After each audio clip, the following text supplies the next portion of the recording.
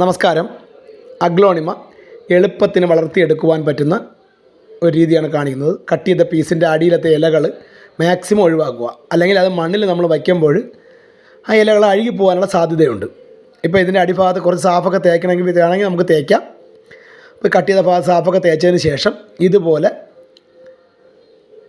മണ്ണിൽ അല്ലെങ്കിൽ pot mix ഏതിലെങ്കിലും എടുത്തിട്ട് നിങ്ങൾ നട്ട് വയ്ക്കുക. നമ്മൾ വെയിൽ കുറഞ്ഞ അന്തരീക്ഷത്തിൽ വെച്ചിക്കണം, എന്നാലേ പെട്ടെന്ന് നമുക്ക് വേര് കിട്ടത്തുള്ളൂ. അപ്പം ഒരു ചട്ടിയിൽ തന്നെ അഗ്ലോണിമ ഇങ്ങനെ നിറച്ച് നട്ട് വെച്ച് കഴിഞ്ഞാൽ നമുക്ക് വേണമെങ്കിൽ വേര് വന്നതിന് ശേഷം ഇതേ ചട്ടിയിൽ തന്നെ വളർത്തി നല്ല തിക്കായിട്ട് വളർത്തിയെടുക്കാം. അല്ലെങ്കിൽ ഇതുപോലെ നമ്മൾ വെച്ച് ഒരു തണലത്ത് വെച്ച് കുറച്ച് നാൾ കഴിഞ്ഞതിന് ശേഷം നമ്മൾ ഓരോന്നിങ്ങനെ ഇളക്കുമ്പോൾ ഇതുപോലെ വേര് നിറച്ച് വന്നിരിക്കും. ഇപ്പോൾ നമ്മളതിനെ ഒരു ചട്ടിയിൽ കുറച്ച് പോട്ടി മിക്സും പെർലൈറ്റും എല്ലാം കൂടെയൊക്കെ മിക്സ് ചെയ്ത് ചെറു പോട്ടി മിക്സ് മിക്സ് ചെയ്ത് പീസായിട്ട് കിട്ടുകയോ അല്ലെങ്കിൽ നമ്മുടെ വീട്ടിലുണ്ടെങ്കിൽ ഇതുപോലെ നമുക്ക് വയ്ക്കുകയൊക്കെ ചെയ്ത് കഴിഞ്ഞാൽ നമുക്ക് വളരെ എളുപ്പത്തിൽ തന്നെ തൈകൾ, അഗ്ലോണിമയുടെ തൈകൾ നല്ല രീതിക്ക് വളർത്തിയെടുക്കാൻ കഴിയും. നമ്മൾ പച്ച വെള്ളയും ചേർന്ന അഗ്ലോണിമയാണ് കാണിച്ചിരിക്കുന്നത്. നിങ്ങൾക്ക് ഏത് വേണമെങ്കിലും സെലക്ട് ചെയ്യാം. അപ്പോൾ വീഡിയോ ഇഷ്ടപ്പെടുകയാണെങ്കിൽ മാക്സിമം ഷെയർ ചെയ്യുക.